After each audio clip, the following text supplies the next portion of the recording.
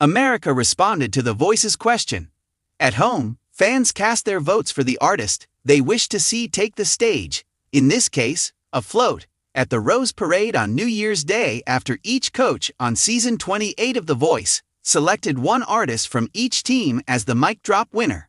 And tonight, December 8, the winner was made public. Please drum roll. Decade of Hearts from Team Niall is the winner of The Voice's inaugural mic drop competition. See them on January 1, 2026 at the Rose Parade. Giving more people more power has been the focus of this season of The Voice. The battle is still led by coaches Reba McEntire, Michael Bublé, Snoop Dogg, and Niall Horan, of course, but other people have had a chance to leave their mark as well. It began when host Carson Daly handed artist Ryan Mitchell his Carson callback card. After receiving no chair turns in his initial blind audition, Mitchell was able to secure a second one thanks to this. The artists then selected their own pairs for the battles rather than the coaches partnering them up. Additionally, before the top 6 were even determined, the audience had the chance to participate in the mic drop contest and offer a deserving artist a fantastic opportunity. In addition to the 4 artists who were handpicked by the coaches, a third of the top 6 will be selected by the viewers themselves. The names of those 2 artists will be announced the following week. The candidate for Team Bublé was Max Chambers. The 14-year-old Broadway veteran portrayed Stevie Wonder with such maturity that his coach could immediately envision him performing for a sizable audience in the manner he has been trained to do. Since the trio's harmonies were getting better during knockouts, Decade of Hearts naturally represented Team Niall. From Team Reba, Aaron Nichols was selected. Nichols, a true country guy, is the necessary cowboy for the tournament, and McEntire wanted her genre to be represented. Yoshihana was ultimately selected for Team Snoop. She is one of the best vocalists in the competition, thanks to her excellent belting abilities. To all of the artists and the winner, congratulations! After a season filled with dramatic breakdowns, unexpected coach battles, jaw-dropping performances, and more plot twists than a soap opera, The Voice eventually arrived at the moment that everyone had been eagerly awaiting on their feeds. The mic drop winner announcement. It was more than just a trophy. It was the right to boast. It was in the past. It was the one instance in which a competitor demonstrated that they could endure the spotlight, control their anxieties, and give a performance so memorable that all other performers would be judged against it for years to come. What about this year? The shock of the decade came from the revelation. Fans couldn't forget that night already. The season had been exceptionally dramatic. Every coach, including Michael Bublé, Snoop, Gwen Stefani, and Reba, had at least one exceptional performer who appeared certain to make it to the finals. The press blogs were a flurry of activity. Fan surveys were a complete mess. Predictions on TikTok were everywhere. However, nobody anticipated what transpired in the last episode. The roars of the crowd were loud when Carson Daly took the stage with his signature, "I already know but you don't smile." With their hands clutched, their cheeks taut, and their eyes darting towards their artists with hopeful smiles, the coaches were preparing themselves. The competitors had received a warning backstage. Mic drop night might change the entire outcome of the final. It wasn't overstated. The season's biggest twist was the mic drop round, a one-song sudden death performance in which one competitor would win the prize based only on their emotional impact, artistry, and shock value. Coaches were powerless. Fans were unable to cast ballots. A panel of prominent figures in the industry who worked in the background made the decision. Additionally, the lineup of this season's panel, Alicia Keys, Adam Levine, Kelly Clarkson, and Usher, made the competitors shudder. There is no pressure. The coaches were stunned by the performances. Desperate to ensure their legacy, the finalists came forward one by one. Group Brooklyn Hale, Gwen's the 19-year-old indie pop sensation, sang a melancholic rendition of Everybody Wants to Rule the World. Gwen really had tears in her eyes as her airy falsetto drifted over the stage like mist. It was eventually dubbed spellbinding by critics. Hank Wilder of Team Reba, the 33-year-old country rock storyteller, performed Undo It in a stripped-down, emotionally unvarnished acoustic setting. Somehow, it worked even when his rough tone broke in the middle of the bridge.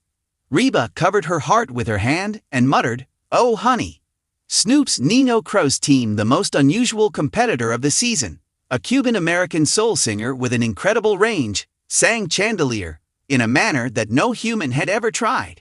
He added risky harmonics that caused the studio audience to erupt as he transformed the entire song into a Latin soul hybrid. Snoop appeared astounded as well. Man, he got the biggest laugh of the evening when he quipped, "I ain't even high, and I feel high after that." The Meadow Rivers of Team Bubla. The evening ended with the Broadway-caliber vocal singer's goosebumps-inducing performance of Rise Up. The kind of performance that causes people to clench their hearts. The kind that makes adults cry in private so no one can hear. The secret panel's judges scrawled notes frantically. Everyone had performed too well. How would they make a decision then? There was real tension backstage. There was a mashup of nervousness, pacing, whispered motivational speeches, and last-minute existential crises as the crowd awaited the announcement. Brooklyn was trembling. Fearing that he should have picked a different song, Hank was mentally revising his performance. Meadow was praying in private. "You need to breathe, or you're going to pass out on live TV," a producer whispered, placing a gentle touch on Nino's shoulder as he paced so quickly. What about the coaches? They were equally tense. Gwen had already taken off her shoes. "I got blisters from nerves," she moaned. Nobody could hear the counsel Reba was mumbling. Bubla continued using his suit jacket to wipe his hands. Despite having goodies in his pocket, Snoop was unexpectedly the most composed. The stadium fell silent as the lights went down and the camera switched to Carson Daly. The Voice's mic drop winner is, as though he were going to declare the universe's winner. Carson stared straight into the camera. A moment that rocked the hidden panel to its foundation. They all agreed that it was one of the greatest performances in voice history, and a performer who left the judges speechless. Each coach leaned forward. The crowd held their breath. With their phones in hand and prepared to tweet, millions of admirers waited. After the longest silence of his career, Carson finally exclaimed, "Nino Cruz." The whole studio sprung into action. Not even the camera crew was able to stop applauding. Snoop Dogg got up so quickly that his chair almost flew. As confetti flew across the stage, he yelled, "That's what I am talking about," and pointed at Nino. With his hands covering his mouth and his eyes wide and incredulous, Nino froze. Then came the tears, large, slow-motion, dramatic tears. He almost fell over when Brooklyn and Meadow gave him such a strong hug. Like a proud big brother, Hank gave him a pat on the back. The biggest surprise, though, was when Carson explained the judges' selection of him. The panel's reason for Nino's victory. It was like a film scene. Nino's performance was described as fearless by Alicia Keys. He rewrote the song's DNA. According to Kelly Clarkson, "That wasn't a cover," Usher stated. "That was the musical version of your life narrative." Adam Levine, too. "That was the single most insane reinterpretation I've heard in 20 seasons, he exclaimed, leaning towards the microphone. In every way possible, it was a mic drop. The crowd sent forth a yell. Nino sobbed more. Snoop pumped his fists as if he had won the Super Bowl. Nino Cruz was formally crowned the Voice's mic drop winner at that very moment, leaving a lasting impression on the program's history.